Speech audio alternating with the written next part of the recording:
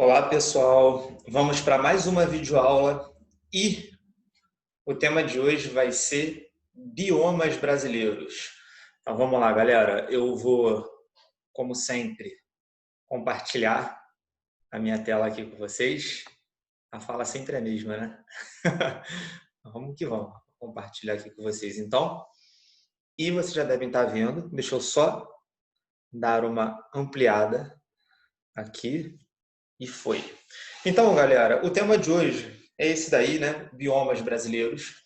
Eu gosto de começar essa aula sempre mostrando o mapa, né, pra gente, o mapa do Brasil, para a gente ver aonde que se localiza cada bioma que a gente vai ver hoje, tá? Galera, alguns biomas caem bastante em prova, tá? Os que mais caem eu vou dar mais atenção, vou aprofundar mais. Os que não caem tanto, eu vou passar rapidamente, beleza? Mas vamos aqui localizar uns biomas que são... Isso é legal da gente ver, né? Saber onde fica cada um. Primeiro, né, o que é um bioma, galera? Um bioma é uma grande área geográfica onde a gente vai ter um clima típico daquela área, um solo típico daquela área, uma vegetação típica, uma fauna típica. Então tem toda uma característica que a gente que vai ser típica daquele bioma. Beleza? Então, ó, vamos só localizar os biomas aqui no mapa. Bom, aqui nós temos a floresta amazônica, que é uma floresta tropical. Então, ó, isso é um bioma, floresta amazônica. A gente tem outra floresta tropical, que também é um bioma, né, que é a Mata Atlântica. Tranquilo? Beleza? Aqui no centro nós temos o Cerrado, muito famoso e muito cobrado em vestibular. Beleza? Tranquilo? Aqui nós temos a Caatinga, né, essa regiãozinha aqui mais, né, um vermelhozinho, mais claro. Depois, Mata dos Cocais, aqui. No sul do Brasil, nós temos a Floresta ou Mata de Araucária, aqui, ó, Paraná, Santa Catarina e Rio Grande do Sul, essa partezinha azul aqui. Aqui embaixo, no Rio Grande do Sul, Pampa, né? Pampas Gaúchos. E essa partezinha aqui, galera, é o Pantanal Mato Grossense, tá? Muito famoso pela riqueza de biodiversidade aí. Então, começando a aula, só dando uma olhada no mapa onde ficam os principais biomas aí, beleza? Então, vamos lá, galera, começando com as florestas tropicais. Turma, olha só, exemplo de floresta tropical no Brasil, Mata Atlântica, né? E Floresta Amazônica. Galera, olha para essas imagens aqui das florestas tropicais. Não precisa ser nenhum gênio, primeiro, para saber que a temperatura é relativamente elevada, índice pluviométrico muito alto, né? A umidade é bastante elevada e biodiversidade absurda, muita biodiversidade. Tranquilo? A floresta amazônica, galera, só para vocês terem uma ideia, reúne mais espécies do que todos os outros biomas juntos, tá? Olha que doideira. Então, a floresta amazônica tem uma biodiversidade surreal. Isso é típico de florestas tropicais. Beleza? Então, vamos lá, galera. Como eu falei para vocês, ó, se você quiser pausar aí direitinho, né, e copiar, fica à vontade. O clima é quente e úmido, né, temperatura constante, em média 27 graus. Não precisa decorar isso, tá? Chuvas constantes, isso é legal a gente saber. Apresenta grande variedade de animais e plantas, né? Mais do que todos os outros biomas juntos, tá? Uma coisa interessante, galera, é que o solo da floresta amazônica ele é pobre em nutrientes, né? E parece que é o contrário, né? Você fala assim, pô, professor, como assim? Tem tanta planta crescendo ali, como é que o solo vai ser pobre, né? Tem plantas de tudo quanto é jeito, árvores das maiores possíveis. É, como que tem um solo pobre aquilo? Então, galera, olha só. Por dois motivos. Primeiro, pela própria formação geológica, né, do solo da floresta amazônica. E o mais importante, galera, como o clima ele é quente e úmido, toda a matéria orgânica que cai no chão ali, por exemplo, folha morta, alguma árvore que caiu, né, morreu e caiu, algum animalzinho, como o clima é quente e úmido, essa decomposição dessa matéria orgânica acontece muito rápida, tá? Então a decomposição é extremamente acelerada, a matéria orgânica não fica muito tempo no solo, né, sendo degradada, liberando nutrientes aos pouquinhos, não. A degradação é muito rápida, a decomposição, quer dizer, né? E as plantas rapidamente absorvem aquilo ali. Então, no solo mesmo, ele fica pobre em matéria orgânica, pobre em nutrientes, porque a decomposição é muito rápida e a absorção também é muito rápida desses nutrientes. Beleza? Pelas plantas. Tranquilo? Então, floresta amazônica e Mata Atlântica, que é o bioma, né? A galera aqui de Petrópolis a gente vive no bioma da Mata Atlântica, né? Mata Atlântica que já sofreu muito, né, turma? Quando os portugueses chegaram no Brasil, a Mata Atlântica se estendia, era uma faixa contínua que ia lá do Nordeste até o sul do Brasil. Né? Hoje em dia nós temos, infelizmente, a Mata Atlântica foi muito desmatada, nós temos só fragmentos de mata, né? Mata Atlântica muito, mas muito prejudicada pela nossa espécie. Beleza, galera? Segundo bioma que a gente vai ver hoje, Caatinga. Galera, cai, tá? Cai bastante Caatinga. Por quê? O que cai mais de Caatinga é em relação à vegetação, tá? Vamos entender isso aqui. Então, primeiro, galera, ó, vimos ali no mapa, né, que a Caatinga fica ali no Nordeste. Tranquilo? Então, olha só. Apresenta índices pluviométricos muito baixos, tá? Então, eu vou mostrar uma imagem da Caatinga para vocês daqui a pouquinho. Tem que relacionar mentalmente Caatinga com um ambiente, um bioma onde vai prevalecer o estresse hídrico. Cara, chove muito pouco, beleza? Então, ó, temperaturas elevadas, entre 24 e 26 graus Celsius, isso é média, né? Muito mais alto do que isso durante vários dias. E aí o que acontece? Além de chover pouco e além de ter temperaturas elevadas, a Caatinga, ó, ainda é marcada por ventos fortes e secos, o que faz esse bioma ficar mais árido do que ele já é. Beleza? E o que mais é cobrado na prova? Galera, olha só. A vegetação que vive nesse bioma é uma vegetação muito adaptada a esse ambiente de estresse hídrico. Isso é o que mais importa para a biologia, né? São os seres vivos que estão vivendo ali. E aí a gente diz, galera, guardem esse nome, tá? Que a vegetação da Caatinga, ela é xeromórfica. O que são plantas ou vegetação xeromórfica? São vegetações adaptadas a ambientes de estresse hídricos, ambiente de clima árido, beleza? E aí, isso que o Enem pode cobrar para a gente. Quais são as adaptações das plantas para viverem em um ambiente árido, né, de estresse hídrico? Tá aqui escrito para vocês, ó. Muitas plantas transformam as folhas em espinhos. A gente vai ver que na Caatinga tem muitas espécies de cactos, tranquilo? Lembrando lá da nossa aulinha de botânica, transformar a folha em espinho é muito importante para a planta diminuir a perda de água. Lembra que a folha é um órgão onde a planta perde muita água para o ambiente. E aí, o que é um espinho? É uma folha extremamente enrolada, onde a área da folha foi reduzida ao máximo. Tá? Então, isso é muito importante a gente saber. Plantas que transformam folhas em espinho são plantas adaptadas a clima árido, porque perdem praticamente nada de água pelo espinho, né? Que é uma folha enrolada. Os caules, galera, armazenam água, tranquilo. Os cactos fazem isso, outras plantinhas fazem isso, não necessariamente no caule, mas na folha, né? Lembrando lá da aula de botânica, esse armazenamento de água geralmente acontece num tecido chamado de parênquima aquífero, tranquilo? Então, muito legal a gente lembrar disso.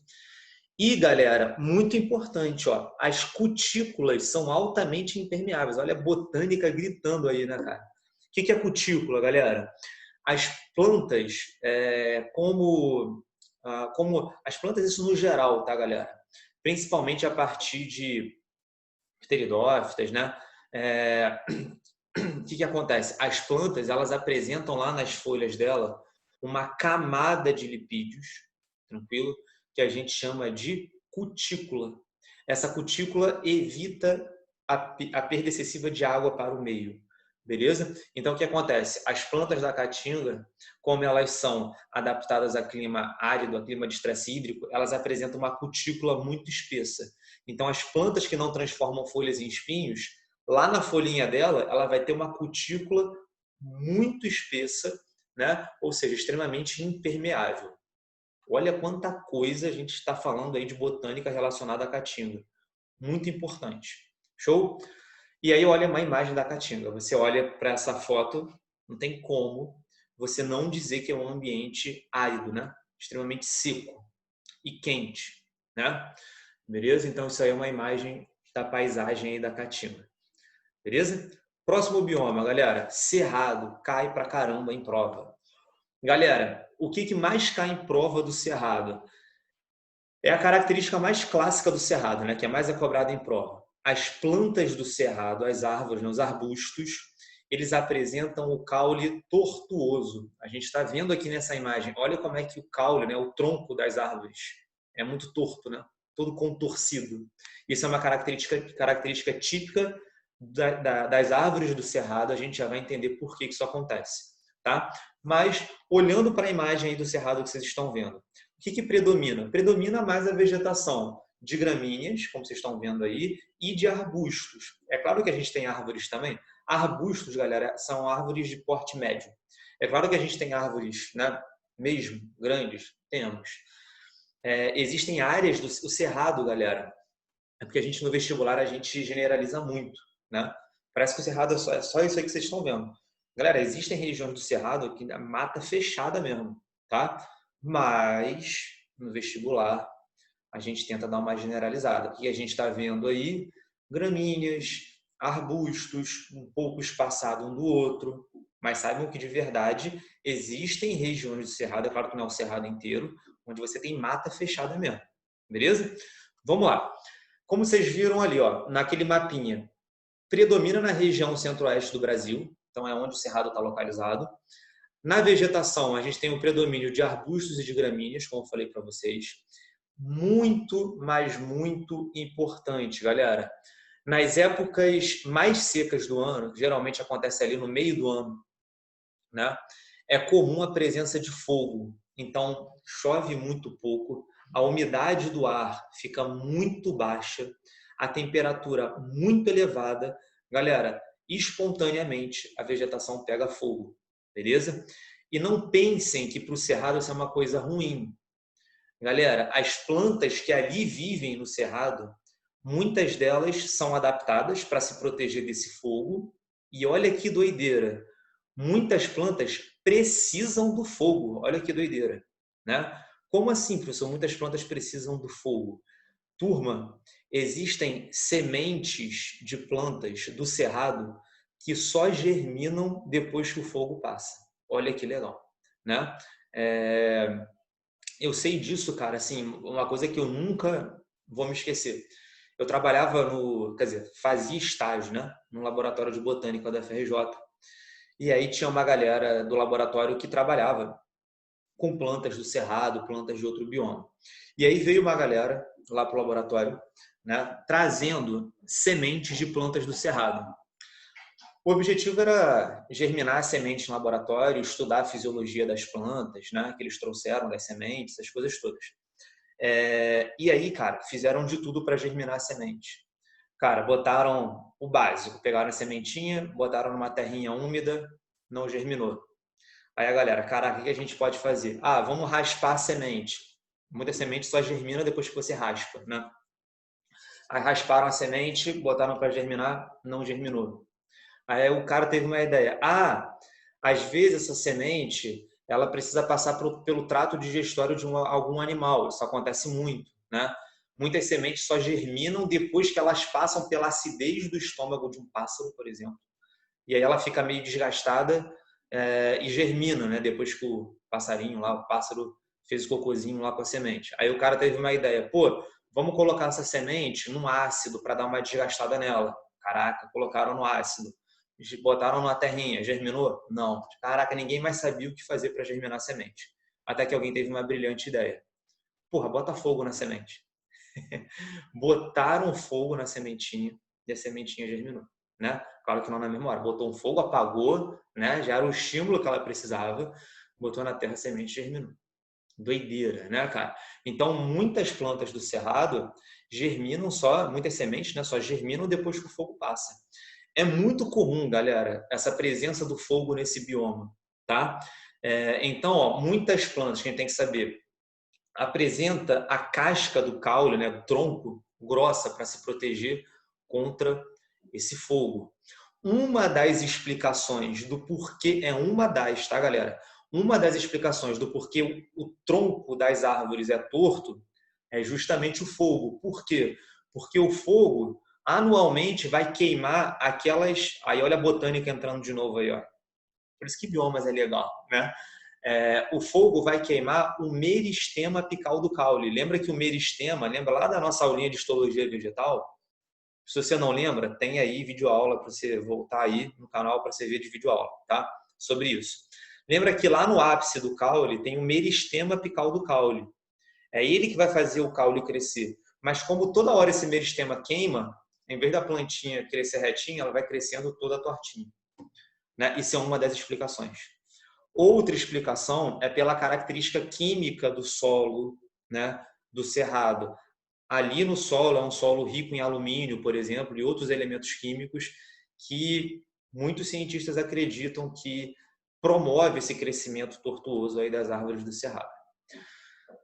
Beleza? Então, ó, cerrado muito importante, né? Tem características muito típicas, são coisas assim que você olha, caraca, né? Outra característica das plantas do cerrado, geralmente apresentam raízes profundas, galera. Por quê? Por que raízes profundas? Porque nessas épocas de seca, essas plantas conseguem acessar o lençol freático com as raízes dela. Então, uma outra característica de muitas plantas do cerrado. Beleza? Então, cai pra caramba cerrado, galera. Show? Vamos para o próximo. Mata de araucária ou floresta de araucária. Galera, não tem muito o que comentar. Cai no vestibular de vez em quando, não é tão comum, mas nós temos que saber que existe um bioma no sul do Brasil, abrangendo, pegando, né, os estados de Paraná, Santa Catarina e Rio Grande do Sul, que é formado predominantemente pelas essas árvores chamadas de araucárias, que são gimnospermas. Beleza? As araucárias, ó, são plantas muito fáceis de você identificar. As araucárias são árvores que apresentam um tronco, ó, e lá em cima, um tronco bem comprido e fino, e lá em cima, não necessariamente fino, tá? Às vezes é bem grosso mesmo, mas lá em cima tem vários caulezinhos, ó, só na parte de cima, tá vendo? E eles são meio curvadinhos, assim. É uma planta muito fácil de você identificar. Aqui em Petrópolis tem muita araucária, assim. Muita não, tem algumas, né? Mas você consegue identificar facilmente uma araucária no centro de Petrópolis, na rua do museu tem uma araucária muito grande, né? Mas é isso aí. Mas vamos lá, galera. A mata de araucária é considerada um tipo de floresta temperada, tá? Florestas temperadas, galera, são florestas que ocorrem no mundo inteiro, tá? E que elas ficam localizadas em regiões de clima temperado. O que são regiões de clima temperado? São regiões que têm aquelas 4 estações do ano bem definidas, beleza? Tá? Como ela fica ali mais no sul do Brasil, ela está numa região, né? Numa região de clima mais temperado mesmo. Tranquilo? Beleza? Então, ó, ocorre no sul do Brasil, compreendendo os estados do Paraná, Santa Catarina e Rio Grande do Sul. Próximo bioma, mata de cocais ou floresta de cocais. Também não cai muito, galera. Vamos passar rapidinho por isso daí. Tá? Como vocês viram lá no mapa, a mata de cocais ou floresta de cocais está lá também no nordeste do Brasil. Então, ó, localiza-se em algumas áreas dos estados do Piauí e do Maranhão. Por que ela é chamada de matas de cocais? Por causa disso, ó. A planta que predomina muito nesse bioma é uma palmeira conhecida como babaçu, né? Popular, o nome popular dessa palmeira. Então, por isso que é chamada de mata dos cocais, porque tem muita palmeira desse tipo aí. Tá? Apresenta índices pluviométricos elevados, né, durante o ano. Temperatura, também uma temperatura alta, 26 graus é a média. E uma característica desse bioma é que o solo permanece úmido o ano inteiro. Tá? O lençol freático ele é muito pouco profundo, então o solo ele fica bastante umedecido durante o ano, tá? Então chove bastante, a temperatura é relativamente alta, o lençol freático pouco profundo, o solo sempre fica geralmente bem umedecido.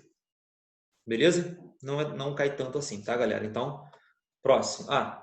Aí você vê porque que é chamado de Mata dos Cocais, né? Tem palmeira aí, basicamente. Tranquilo? Continuando. Pantanal Mato Grossense, muito famoso, tá? Famoso porque, galera, cara, a biodiversidade, né, de animais selvagens ali é surreal, né? Toda vez que você vê na televisão alguém filmando alguma coisa no Pantanal, é surreal a quantidade de animal selvagem que você encontra ali, né? Mas vamos lá. O Pantanal Mato Grossense, já vou mostrar imagens, vocês vão ver exatamente essa primeira frase aqui, ó.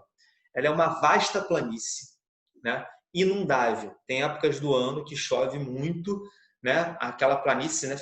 Aquela vegetação fica toda inundada, formando grandes bolsões de água. Vocês vão ver a foto ali, tá? E como eu falei para vocês, ó, abriga uma das mais ricas reservas de vida selvagem do mundo, beleza? Né? Ocupa os estados brasileiros de Mato Grosso do Sul. Isso no Brasil. Na América do Sul, o Pantanal vai se estendendo para outros países. Paraguai, Bolívia e até Argentina. Beleza? Galera, olha quanto animal selvagem a gente encontra no Pantanal Mato Grossense. Jacaré, tamanduá, ararazu, ararinhas, onça, capivara, sucuri. Sucuri é aquela cobra gigantesca que vive em rio. Sabe qual é? Enorme, que se enrola no corpo do bicho, quando consegue comer um bicho inteiro. Sucuri, né? Cervos. Então, assim, cara, tem muito bicho no Pantanal Mato Grossense. Tranquilo? Beleza? Isso aqui é mais uma característica, tá, galera? Assim, é uma curiosidade, quer dizer. Eu já vi isso sendo cobrado uma vez, mas uma única vez. Mas olha só, galera, como eu falei para vocês, tem épocas lá que chove bastante. Os rios do Pantanal transbordam, né? Ficam muito, muito cheios. E olha só, vou mostrar imagens para vocês disso. Durante as cheias, os peixes abandonam os leitos do rio e saem à procura de alimentos nos campos e nas florestas inundadas. Então chove tanto que os rios começam a invadir as florestas e os peixes agora conseguem acessar essas áreas aí, tá? No fim da estação das cheias, né, os peixes têm que retornar para os rios. E aí, cara, o que você observa é que quando, né, aquilo começa a ressecar e os peixes começam a voltar para o rio, você começa a ver concentrações enormes de peixes, né? Então, cardumes muito grandes de peixes, tá? Que acabam migrando para brejos e nascentes para desovar. Tranquilo? Esse fenômeno, né, é chamado de piracema. Eu vi uma vez isso cobrado no vestibular, mas não precisa, assim, eu acho que é demais, tá? Acho que é pra galera que quer Enem, enfim, acho que é demais. Beleza?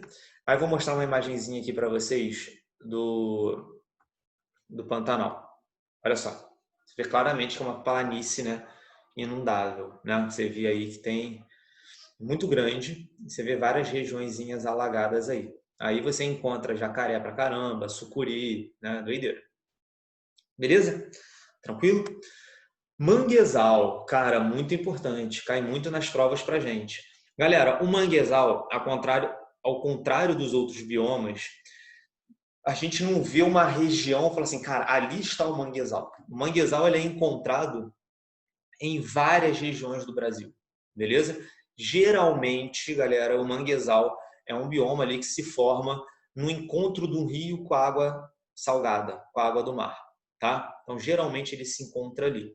Mas olha só, é um ecossistema que situa-se em vários pontos da costa brasileira, né? Então não tem uma região que você fala assim, pô, ali é o manguezal. Não, tem vários locais da costa brasileira, sendo característicos de regiões onde a água do rio encontra a água do mar, né?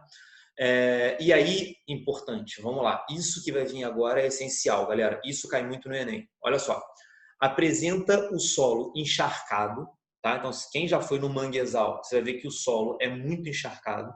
Por quê? Encontro do rio com a água do mar. Tranquilo? A água que está encharcando esse solo é uma água salobra. O que é água salobra? Mistura de água doce com água salgada. tá? E aí o que acontece? Como o solo ele é muito encharcado, ele é pobre em oxigênio, tá? Então é um solo com pouco oxigênio, porque tem muita água ali no solo, tá? E aí o que acontece? Quem já foi no manguezal sabe. Manguezal é um bioma que naturalmente fede pra caramba. Não é porque ele está poluído que ele fede. É claro que se ele estiver poluído, ele vai feder até mais. Mas, mesmo se ele não estiver poluído, é um bioma que tem um cheiro muito ruim. Por quê, galera? Porque como o solo é encharcado, toda a matéria orgânica que tem ali, algum bichinho morto, alguma coisinha ali, está entrando em decomposição e em decomposição anaeróbica. Beleza? Então, decomposição anaeróbica libera cheiros desagradáveis, né? Odores desagradáveis. Para quem mora em Petrópolis, você desce a serra, sai na Washington Luiz, da Washington Luiz você pega a linha vermelha. Cara, quando tu entra ali na linha vermelha já começa aquele cheiro.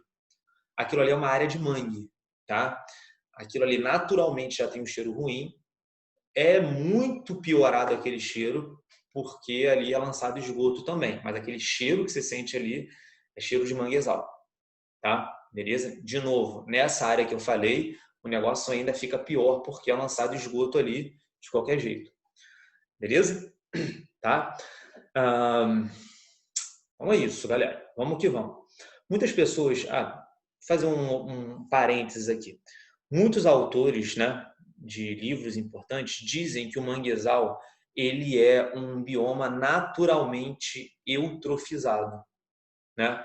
Porque o rio está trazendo muitos sais minerais, né? Então, naturalmente, aquilo ali ocorre a eutrofização naturalmente ali no manguezal. Beleza? Rico em nutrientes trazido pelos rios, né? Proliferação de algas ali, então é um ambiente naturalmente eutrofizado. Beleza? Mas vamos lá.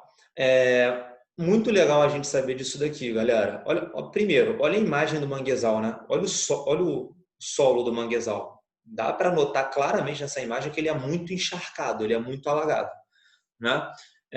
A vegetação, então, que vive ali no manguezal, vai ter uma série de adaptações para viver nesse solo encharcado. Primeira adaptação que a gente pode citar, é claro que não são todas as plantas que vai ter isso que eu falar, mas muitas apresentam isso. Olha só, galera, essas raízes vocês estão vendo aqui ó, do lado esquerdo da tela, que são chamadas de raízes escora. O que são raízes escora? São raízes que saem do tronco, né? E que auxiliam na sustentação da planta. Ó. Essas raizinhas estão aqui e estão ajudando a planta a se fixar mais no solo. Porque o solo é muito alagado, o solo é muito instável. Então a plantinha, se ela não tiver essas raízes escoras, ela vai ficar bamba ali no solo, né? Não é se conseguir se fixar direito. Outra coisa que cai muito, raiz escora cai muito em prova, tá? Outra coisa que cai demais nas provas de vestibular são essas raízes que crescem para cima. Olha que doideira, tá? A maioria das raízes, galera, crescem para baixo. A gente chama isso de geotropismo positivo, quando a raiz cresce para baixo. Algumas plantas do mangue apresentam geotropismo negativo. O que é isso? Elas crescem para cima. Professor, por que elas crescem para cima? Justamente pelo que a gente falou no começo da aula. Elas crescem para cima porque o solo é pobre em oxigênio. Então, elas crescem para cima para captar o oxigênio atmosférico. Essas raízes que crescem para cima, para captar o oxigênio atmosférico, né? Que têm geotropismo negativo, elas são chamadas de pneumatóforos. Tá? Então, esse nome cai nas provas. Pneumatóforos são raízes que crescem para cima para buscar o oxigênio atmosférico uma vez que o solo é alagado. Beleza? Professor, só no mangue que a gente observa a planta assim? Não. Em outras regiões do planeta, né, em outros biomas onde o solo é muito alagado, a gente também encontra algumas plantinhas que têm pneumatóforos. Beleza? Isso é típico de plantas que vivem em solo alagado. Tranquilo? Tá? Muito legal também isso aqui, ó. Além dessas duas, são as mais famosas, que mais caem no vestibular, raiz, escora e pneumatóforos, muitas plantas do mangue apresentam nas folhas glândulas que expulsam o excesso de sal. Professor, por quê? Galera, lembrem, essas plantas elas estão fixadas num solo com encharcado de água salobre, né? Água salobre é aquela água mistura de água doce com água salgada. Então acaba entrando muito sal na planta. E a planta, para expulsar esse excesso de sais que entra nela, apresenta lá nas folhas as glândulas de sal, para expulsar o excesso de sal. Quem é biólogo e vai pela primeira vez no manguezal, né, estudar o manguezal, tem uma plantinha lá que você pega a folhinha, lambe a folhinha, salgadinha, né, por causa disso. Beleza? Todo mundo faz essa experiência. Beleza, galera? Show? Então, mangue é muito importante. E aí, galera, o mais famoso do manguezal. Cara, o manguezal, galera, abriga uma grande diversidade de animais também, tá? Ó, moluscos, poliquetas são anelídeos, tá? Crustáceos, camarão, né? Caranguejo, aqueles caranguejos que ficam enterrados, já viram? Quando o cara vai meter a mão lá no solo para puxar camarão. Peixes, aves, jacaré, mamíferos, cara, tem muitos animais no manguezal. Muito importante também o manguezal, galera, que o manguezal ele atua como um berçário para várias espécies. Muitas espécies vão para o manguezal, saem do mar e vão para o manguezal para se reproduzir e para desovar. É um ambiente mais protegido, né? Um ambiente mais tranquilo ali para o animalzinho colocar os ovinhos deles. É mais protegido que se fosse no mar. Entendeu? Então, por isso que a gente fala que o manguezal atua como um verdadeiro berçário. Galera, esse bioma ele é muito importante, tá? O manguezal, cara, se você começa a destruir os manguezais, você começa a ter perda de biodiversidade marinha, ter perda de biodiversidade de rio, né? Até afinal das contas é um bioma que se encontra ali nessas duas áreas. Então, muitas espécies, como a gente viu, utilizam o bioma para o manguezal para se reproduzir, para desovar. Então, se você começar a destruir os manguezais, você acaba ferrando muito mais do que só o manguezal. Beleza? E, galera, o último que a gente vai ver aqui, que é o pampa gaúcho. Tá? São os pampas. Olha que bonita essa imagem aqui. Tá? Não é tão cobrado no vestibular. Tranquilo, a gente tem que saber que nos pampas gaúchos prevalecem espécies de gramíneas, como vocês estão vendo aqui. Beleza? Fica localizado no Rio Grande do Sul, o pampa gaúcho. É muito utilizado pelo homem para pecuária. Tá? Isso muitas vezes é um problema, porque transforma o pampa em pasto, né? Então isso não é muito bom para a biodiversidade local. Beleza? Mas localiza-se predominantemente no estado do Rio Grande do Sul e ocupa as áreas de planície, onde a vegetação é de gramíneas, como a gente viu ali na imagem. Tá? Mas não vamos nos importar tanto, que não cai tanto isso no vestibular. Beleza, galera? Então, é isso. Vou parar de compartilhar aqui com vocês para me despedir. E, galerinha, acho que foi um pouquinho longo, né? Mas, até a próxima, tá? Tamo junto. Qualquer dúvida, pode escrever aí nos comentários, ou tira no WhatsApp, ou no Classroom, onde vocês acharem melhor. Beleza, galera? Beijo, é tudo nosso. Valeu, galerinha. Até a próxima, então. Valeu.